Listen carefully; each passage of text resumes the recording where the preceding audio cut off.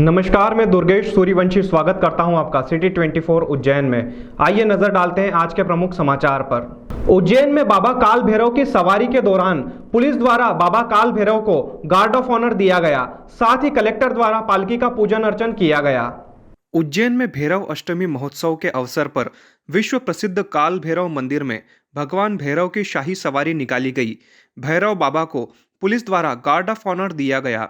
Collector Kumar Purushottam द्वारा पूजन के बाद सवारी मंदिर परिसर से प्रारंभ होकर केंद्रीय जेल पहुंची। यहां कैदियों व जेलर ने पूजन अर्चन किया। बाबा की सवारी को देखने के लिए लोगों का हुजूम सड़कों पर देखा गया।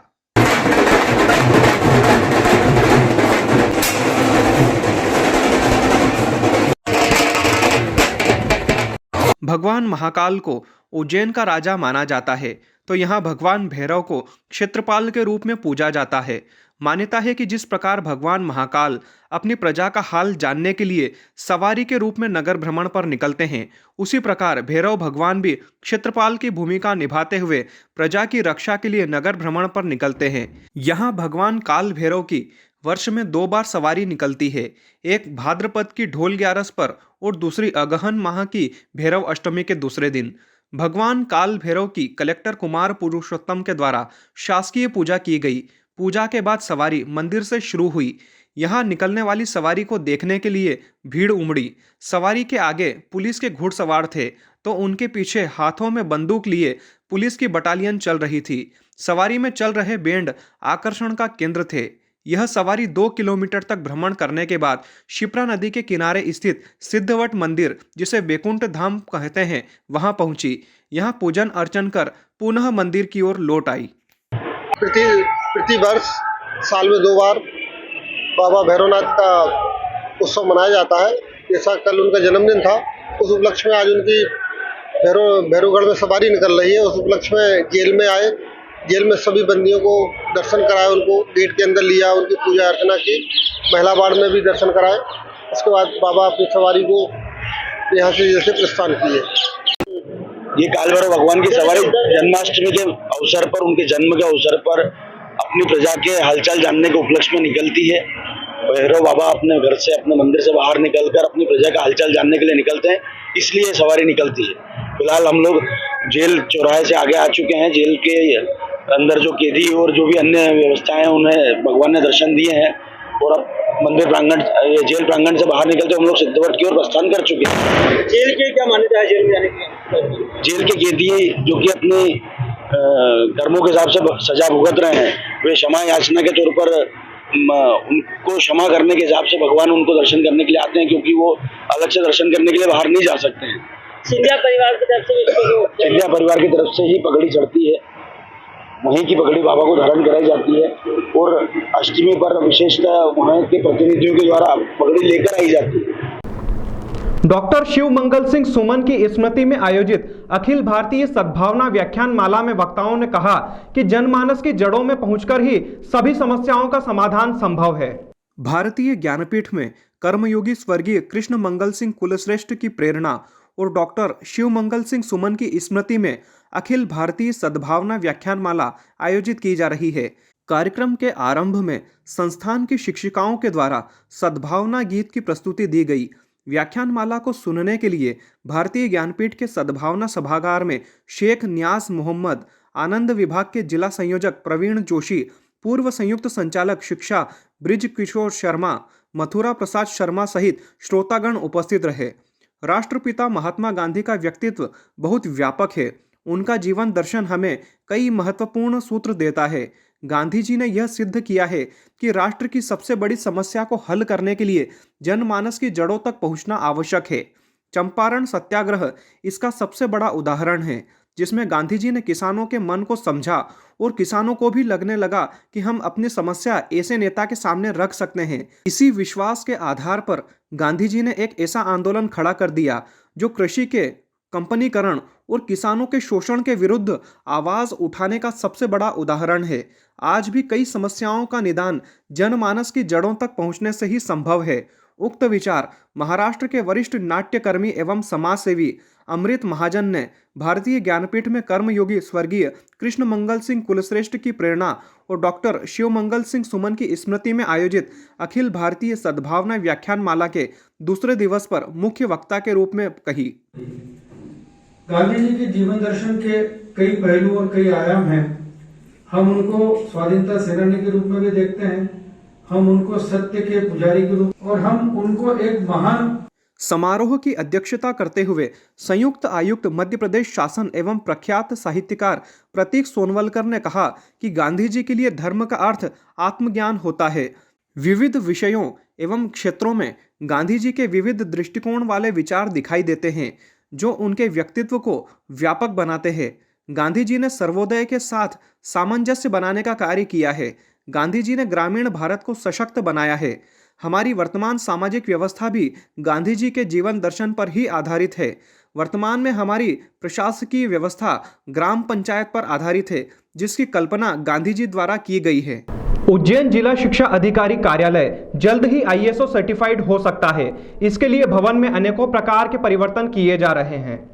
भगवान श्री कृष्ण की शिक्षा स्थली उज्जैन में एक सरकारी दफ्तर ऐसा भी है जहां बांसुरी की धुन के साथ काम होता है। यह है जिला शिक्षा अधिकारी DEO कार्यालय, जहां यह नया प्रयोग किया गया है। इतना ही नहीं, ऑफिस सहित पूरे कैंपस की सूरत भी बदल दी गई है। प्रदेश का संभवतः यह पहला DEO ऑफिस है। यहां पर नया प्रयोग किया जा रहा है। जिला शिक्षा अधिकारी दफ्तर में अब आप प्रवेश करेंगे तो बांसुरी की मीठी धुन आपको सुनाई देगी। कार्यालय समय में पूरे समय यह धुन बजती रहती है। जिला शिक्षा अधिकारी आनंद शर्मा बताते हैं कि संगीत हमारे तनाव को दूर कर देता है, इसलिए यह प्रयोग शुरू किया गया है। कैंपस में आते ही आपको स्वच्छता के साथ सुंदर परिसर दिखाई देगा। रोज सुबह दफ्तर खुलते ही यह बांसुरी की धुन शुरू कर दी जाती है और शाम को दफ्तर बंद होने के साथ ही बंद होती है।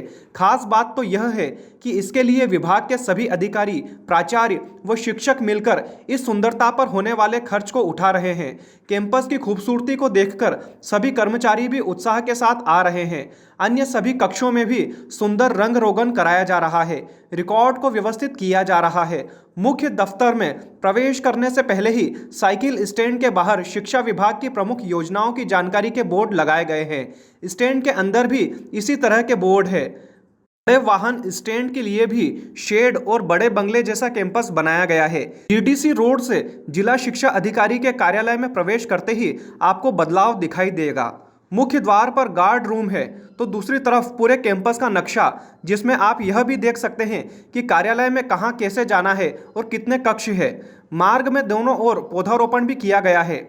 ऐसा कैंपस अक्सर किसी मंत्रालय या बड़े दफ्तर में रहता है। लगातार दफ्तर की सूरत भी बदली जा रही है। हल्के पिस्ता कलर के एक जैसे दरवाजे दफ्तर की रौनक बढ़ा रहे हैं। जिला शिक्षा अधिकारी आनंद शर्मा ने बताया कि हीरा मिल इलाके में पुराने स्कूल के टूटने पर जो सामग्री निकली है उसका उपयोग कर नई व्यवस्थाएं बनाई गई है।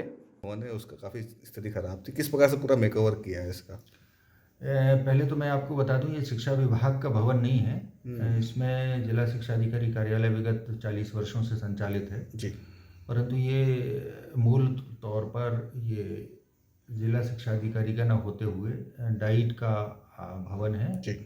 और इसमें मुझे जहाँ तक ज्ञात है पूर्व में यहाँ पर छात्रावास संचालित हुआ करता था जी। उसी आकार को लिए हुए भवन है। जब मैं आया था उसके बाद से मैंने लगातार देख रहा था कि इस भवन में बहुत सारे सुधार की गुंजाइश है और कक्ष बहुत बेतरतीब हैं और इनमें रंग रोगन की भी कमी है और लगातार गिरावट हो रही है। सबसे पहले हमने कोशिश की कि कक्षों को ठीक कर लें और उसके बाद रिकॉर्ड का संधारण भी बेहतर हो सके, इसके लिए भी हमने काम किया। जैसा हम ISO के लिए सर्टिफिकेशन के लिए करते हैं कार्य, लगभग उसी तर्ज पर हमने इसको मेंटेन करने की कोशिश की है और हमारा काम अभी जारी है। अभी पूरी तरह से हम 100% ठीक नहीं हुए। बाहर जो कैंपस था हमारा, बाहर के कैंपस में भी बहुत गंदा दिखता था, तो साफ़ सफाई को लेकर हमने सबके भीतर ये जागरूकता पैदा की, लोगों के साथ बात करके, लगातार मीटिंग करके कि हमको बेहतर करना है और इस भवन को पूरे को और अपने आप को अपडेट करके रखना है। स्वच्छता की ओर ध्यान दिया, पहनावे पर ध्यान दिया। और हमको अवसर भी मिला, एक विद्यालय हमारा वहाँ से जो पूर्व स्थान था दौलतगंज क्रमांक 1 विद्यालय का, वहाँ से उसको अलग किया गया। तो वहाँ का जो हमारे पास कुछ मटेरियल उपलब्ध हो पाया, उस मटेरियल को लेकर के हमने उस नए भवन में भी कुछ उसको टीन शेड वगैरह लगवाए हैं, और शेष जो बचा मटेरियल उसको हमने यहाँ जिला शिक्षा अधिकारी कार्यालय में उपयोग किया। उससे हमारा बाहर का बहुत सारा प्रबंधन ठीक हो पाया। और आज जो पहले बाहर हमारे आगंतुकों को बैठने के लिए स्थान नहीं था, वाहनों को 2 पहिया या 4 पहिया वाहनों को रखने के लिए व्यवस्था नहीं थी, वो हमने कर ली। जहाँ तक प्रवेश द्वार की बात है, प्रवेश द्वार में भी नगर निगम और अन्य लोग, मैं बता नहीं सकता हूँ कि दोनों ओर, सड़क के दोनों ओर बहुत सारा कचरा डालने की स्थिति यहाँ थी। बहुत गंदा लगता था जब हम प्रवेश करते थे। तो उसको भी हमने साफ करवाने के बाद वहाँ वृक्षारोपण किया है, और मुख्य द्वार पर एक गेट भी लगवाया है, और वहाँ चौकीदार को नियत किया है उसके लिए कक्ष बना करके, जिससे लगातार इस पर मॉनिटरिंग हो सके। तो काफ़ी व्यवस्थित करने की कोशिश की है, और हमारा ये क्रम अभी भी जारी है। नानाखेड़ा बस स्टैंड पर हिलावाड़ी निवासी शहनवाज एवं 4 अन्य लोगों पर युवकों ने गोलीबारी कर दी। घटना के पीछे दुर्लभ कश्यप गैंग के होने की संभावना जताई जा रही है। नानाखेड़ा थाने में शहनवाज की शिकायत पर 11 लोगों के खिलाफ प्रकरण दर्ज किया गया है। जानकारी के अनुसार मंगलवार को नीलगंगा थाना क्षेत्र के न्यू इंदिरा नगर निवासी आरोपी लखन बलाई के द्वारा वर्ष 2019 में किए गए अपराध की कोर्ट पेशी के लिए रमीज खान, जावेद पिता अजीज, शहनवाज हुसैन और फरदीन खान गवाही के लिए कोर्ट पहुंचे थे। उठते समय नीलगंगा थाना पुलिस का बल भी गवाही देने वालों की कार क्रमांक MP 13 CC 3007 के साथ चल रहा था। इसी दौरान नानाखेड़ा बस स्टैंड के पास बाइक पर आए कुछ युवकों ने कार पर फायर कर दिया। गोली ड्राइवर सीट की विंडो के ऊपर लगी। शहनवाज की शिकायत पर नानाखेड़ा पुलिस ने 11 लोगों पर प्रकरण दर्ज किया है। सूत्रों के अनुसार पीयूष बॉक्सर, बाबू टायर, नीलू संगत, अभिषेक वर्मा, अभिषेक वाल्मीकि, रोशन शर्मा, शानू उर्फ सूर्या सोदे, शुभम महावर व सचिन परमार के खिलाफ प्रकरण दर्ज किया गया है। सर, नानाखेड़ा का एक मामला सामने आया है गोली चलाने का, क्या मामला है? इसमें जो है फरियादी पक्ष का कहना है कि कोर्ट में गवाही नहीं देने की बात पर से कुछ लोगों ने उनको धमकाया था, और फिर उनकी जो है वाहन के आगे आकर उनको रोका था और फायर किया था। इस संबंध में पुलिस ने जो है आपराधिक प्रकरण पंजीबद्ध किया है नानाखेड़ा थाने में। इसमें विवेचना की जा रही है, सभी तथ्यों की बारीकी से विवेचना इसमें की जाएगी, और जैसे फैक्ट सामने आएंगे उसके अनुसार वैधानिक कार्रवाई की जाएगी। सर, कितने लोगों के लिए? ये 11 लोगों के विरुद्ध में आपराधिक प्रकरण पंजीबद्ध कराया है। होमगार्ड का 77वां स्थापना दिवस उज्जैन में हर्षोल्लास के साथ मनाया गया। कलेक्टर एवं SP ने परेड की सलामी ली। इस अवसर पर जिला कलेक्टर कुमार पुरुषोत्तम एवं पुलिस अधीक्षक के द्वारा सलामी ली गई। सेना के JP चौधरी का भी सम्मान किया गया। इसके बाद होमगार्ड में उत्कृष्ट सेवा प्रदान करने वाले होमगार्ड जवानों का भी सम्मान किया गया।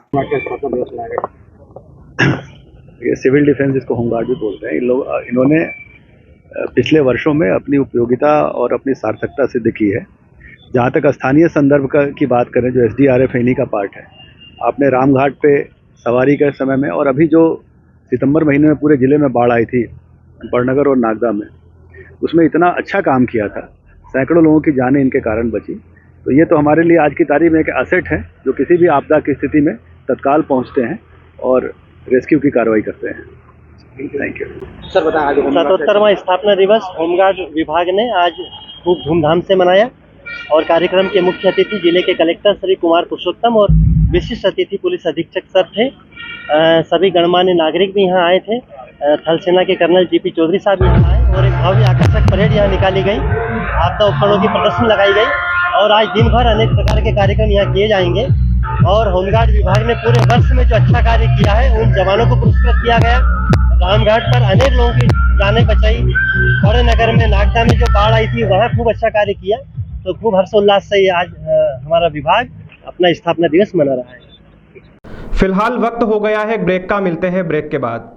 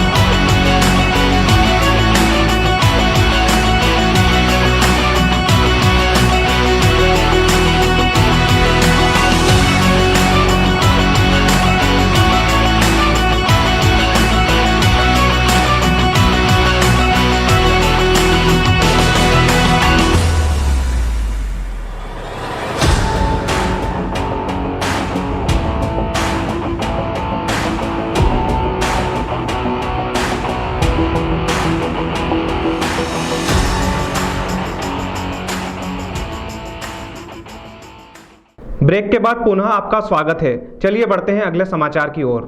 महापौर मुकेश टटवाल ने निगम आयुक्त के साथ मिलकर आगर रोड स्थित नगर निगम का निरीक्षण किया।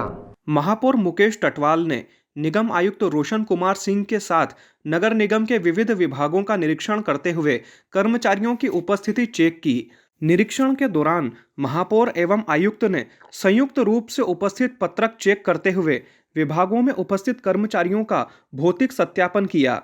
जो कर्मचारी अनुपस्थित पाए गए उनके विषय में जानकारी प्राप्त करते हुए रजिस्टर निज सहायक आयुक्त के सुपुर्द किए गए तथा निर्देशित किया गया कि अनुपस्थित कर्मचारी निगम आयुक्त के समक्ष उपस्थित होकर अपना स्पष्टीकरण दें। आज हमने नगर पालिका निगम के हमारे सारे विभागों का निरीक्षण किया और हमारे जो कर्मचारी अधिकारी वर्ग हैं वो सब लोग समय पर आए और आकर के यहाँ पे हमारे उज्जैन नगर वासियों की जो भी समस्याएं जिस भी कार्य के लिए आते हैं उनका तुरंत निराकरण करें। उन पर किसी प्रकार की लापरवाही बर्दाश्त नहीं की जाएगी। और आज जो लोग अनुपस्थित पाए गए हैं उनकी अनुपस्थिति लगाई है और कमिश्नर के कक्ष में सारे उपस्थित रजिस्टर रखे हैं। जो भी देर से आने वाला अधिकारी कर्मचारी वहाँ जाकर के स्पष्टीकरण देगा और उनको बताएगा। संस्था नई पहल नई सोच द्वारा चरक भवन में फिजियोथेरेपी इक्विपमेंट डोनेट किए गए ताकि नागरिकों को निःशुल्क सुविधा मिल सके। सिविल हॉस्पिटल चरक भवन में फिजियोथेरेपी भी की जाती है, मगर कुछ मशीनों की कमी महसूस की जा रही थी। इसको लेकर संस्था नई सोच नई पहल ने करीब 70,000 रुपए की कीमत की मशीन और अन्य सामग्री चरक भवन में डोनेट की। इस अवसर पर civil surgeon PK Verma, RMO doctor Nidhi Jain भी मौजूद रही। सिविल सर्जन ने इस अवसर पर कहा कि आपकी संस्था नई पहल बहुत ही अच्छे काम कर रही है। पिछले वर्ष भी आपके चश्मा कैंप में आया था, मैं धन्यवाद देता हूँ। फिजियोथेरेपी के लिए किस प्रकार से हेल्पफुल होंगे सर ये? हाँ, ये फिजियोथेरेपी के इंस्ट्रूमेंट्स हैं जी। इससे पेन जो भी होता है लोगों को कमर में है या और भी हाथ में है या शोल्डर में है, उसमें इससे बहुत मदद मिलती है। और इन्होंने ये नई मशीनें डोनेट की हैं। नई पहल नई सोच संस्था से ये डोनेट की गई है civil hospital physiotherapy. Thank you. संस्था के शकेब कुरैशी ने बताया कि शहर में नई पहल के माध्यम से कुछ अच्छा करने के लिए हर वर्ष 2 चश्मा कैंप हम लोग लगाते हैं। इस वर्ष भी कुछ दिनों में हम लगाने वाले हैं। मशीनों की आवश्यकता थी, इससे उपचाररत मरीजों को बहुत लाभ मिलेगा। इस अवसर पर संस्था के आदिल एहसान, engineer Salim Khan, Rahat Faizal, Syed Asad Ali, Azam Baig, AK Khan, engineer Abdul Hakim Khan आदि मौजूद रहे। सही थी कि यहाँ पे इक्विपमेंट देना है या किस प्रकार की आपको कमी लगी थी यहाँ पे?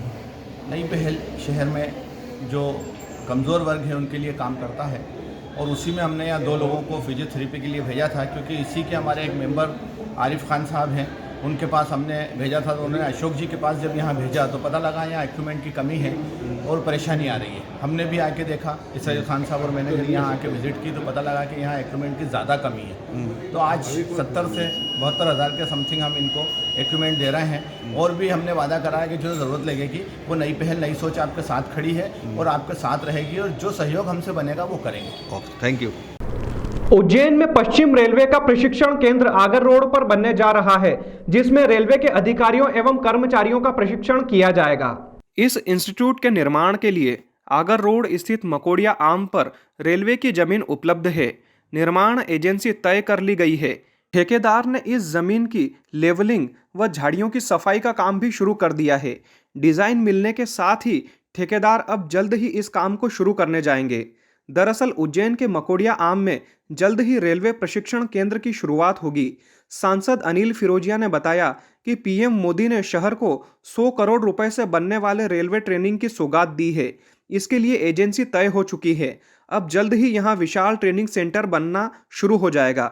इसके बनने के बाद यहां 500 से अधिक अधिकारी और कर्मचारियों को उज्जैन में ट्रेनिंग मिलना शुरू हो जाएगी। रेलों की विविध प्रणाली, तकनीकी, सिग्नल और दूरसंचार, इंजीनियरिंग, लेखा, कार्मिक, भंडार, यातायात की ट्रेनिंग दी जाएगी। प्रशिक्षण संस्थान में देश भर से अधिकारियों कर्मचारियों को प्रशिक्षण लेने आना होगा। प्रशिक्षणार्थियों को व्हाइट बोर्ड व चॉक डस्टर की जगह स्क्रीन पर पढ़ाने की व्यवस्था की जाएगी। अब तक मंडल के रेल कर्मचारियों को भुसावल व उदयपुर में ट्रेनिंग के लिए जाना पड़ता है। ऐसे में मकोड़िया आम में रेलवे खुद की जमीन पर ट्रेनिंग सेंटर बनाने जा रहा है। रेलवे अफसरों ने इसका दौरा कर यहां पर ट्रेनिंग सेंटर बनाने का प्रस्ताव करीब 5 वर्ष पहले रेलवे बोर्ड को भेजा था। बोर्ड ने ट्रेनिंग सेंटर को मंजूरी दी थी। जमीन पर अतिक्रमण होने की वजह से कई वर्षों तक फाइल उलझी पड़ी थी। जीआरपी ने अतिक्रमण हटाने के लिए 27 गुमटियों और ठेला संचालकों को नोटिस भी जारी किए थे।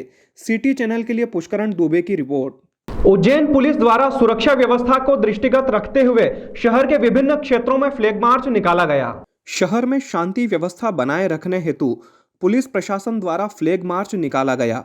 फ्लैग मार्च अतिरिक्त पुलिस अधीक्षक के नेतृत्व में शहर के समस्त नगर पुलिस अधीक्षक, उप पुलिस अधीक्षक और समस्त थाना प्रभारीगण थाने के बल के साथ एवं रक्षित निरीक्षक, जिला पुलिस लाइन व विशेष सशस्त्र बल के साथ मौजूद रहे। ब्रीफिंग पश्चात शासकीय वाहनों का बड़ा काफिला फ्लैग मार्च के रूप में कंट्रोल रूम से प्रारंभ होकर LIC तिराहा, ऑफिसर्स मेस तिराहा, 3 बत्ती चौराहा, टावर चौक, शहीद पार्क, घास मंडी चौराहा, सेठी नगर चौराहा, गोपालपुरा, पांड्याखेड़ी चौराहा, उद्योगपुरी पाइपलाइन फैक्ट्री, नागझीरी, भरतपुरी, यातायात थाना, ट्रेजर बाजार, नानाखेड़ा चौराहा, 2 तालाब, सिंधी कॉलोनी तिराहा, कवेलू कारखाना चौराहा, हरी फाटक चौराहा, बेगम बाग, कोट मोहल्ला चौराहा, गोपाल मंदिर, केडी गेट, भार्गव तिराहा, खजूर वाली मस्जिद, नई सड़क, कंठाल चौराहा, फव्वारा चौक, दौलतगंज, मालीपुरा, देवास गेट, चामुंडा माता चौराहा होते हुए पांड्याखेड़ी चौराहा, Maksi road, Gopalpura control room पर समाप्त हुआ। उज्जैन में पिछले दिनों हुई बारिश के बाद से ही लगातार तापमान में ठंडक बनी हुई है। गुरुवार सुबह भी कोहरा छाया रहा, हालांकि बाद में धूप भी खिली। शासकीय जिवाजी वेधशाला के अधीक्षक डॉक्टर गुप्ता का कहना है कि अभी उत्तरी हवा का दौर शुरू नहीं हुआ है। कोहरा और बादल छाए रहने की स्थिति 8 सितंबर तक रहेगी। उत्तर की ओर से हवा चलने के बाद बादल छटना शुरू होंगे। इस दौरान हवा से ठंड भी तेज होगी। 3-4 दिन में कहीं हल्की बारिश की संभावना है। बादल होने से तापमान में भी ज़्यादा कमी नहीं हो रही है। वेधशाला में दर्ज तापमान की स्थिति देखें तो 4 दिन में 7.5 डिग्री तापमान कम हो गया। 3 दिसंबर को अधिकतम 29.5 डिग्री और न्यूनतम 19 डिग्री था। 6 दिसंबर को अधिकतम तापमान 22 डिग्री और न्यूनतम तापमान 17 डिग्री पहुंच गया था। वहीं बीती रात का न्यूनतम तापमान फिर 16.5 डिग्री पर पहुंच गया है। समय में मौसम पर किस तरह का प्रभाव रहेगा? सर्दियां पड़ने वाली या कुछ पूरा मौसम क्या रहेगा? अभी हम देख रहे थे कि लगभग पूरा सप्ताह बादलों की स्थिति बनी रही है, लेकिन अब बादल धीरे धीरे क्लियर हो रहे हैं। काफ़ी कुछ क्लियर हो गए हैं। ये जो मिचोंग तूफान था, इसके असर के कारण उत्तरी हवाएं नहीं आ पा रही थी। इसका असर पूर्वी मध्य प्रदेश तक रहा है और छत्तीसगढ़ तक रहा है। अब ये यूपी और जो पूर्वी भाग है वहाँ तरफ आगे बढ़ गया है। अब उत्तरी हवाएं धीरे धीरे चलना प्रारंभ हो जाएंगी। उत्तरी हवाएं चूँकि हिमालय से आती हैं, वो ठंडी रहती हैं, जिसके कारण तापमान तेजी से कम होते हैं। बादल की स्थिति में होता है कि जो पृथ्वी से हीट रिलीज होती है वो आकाश में नहीं जा पाती, इस कारण रात के तापमान बढ़े रहते हैं। अब ये जैसे जैसे आकाश क्लियर होगा वैसे न्यूनतम तापमान बड़ी तेजी से कम होंगे और हवाओं की गति के हिसाब से ये रहेगा कि दिन पर हमको कितनी ठंडक रहती है। अगर तेज ठंडी हवाओं के संपर्क में आएगा तो दिन में भी हमको चुभन वाली ठंडक महसूस होगी। आने वाले दिनों में सर कितनी तारीख तक जो गीले में इसका प्रभाव देखने को मिलेगा? ये लगभग कल तक पूरा क्लियर हो जाएगा और कल से उत्तरी हवाएं आना प्रारंभ हो जाएंगी। वेस्टर्न डिस्टर्बेंस अभी तो नहीं है, लेकिन जो हमारा 11-12 के आसपास से फिर किया गया है 15 तक फिर अगले वेस्टर्न डिस्टर्बेंस आएंगे जिससे बर्फबारी होगी। तो अब जो लगातार स्थिति है वो ठंडक की स्थितियाँ रहने वाली हैं। अभी क्या तापमान? आज जो न्यूनतम तापमान है वो कम होकर 16.5 डिग्री हो गया है। आज के अंक में फिलहाल इतना ही। अगले अंक में फिर मुलाकात होगी, तब तक के लिए नमस्कार।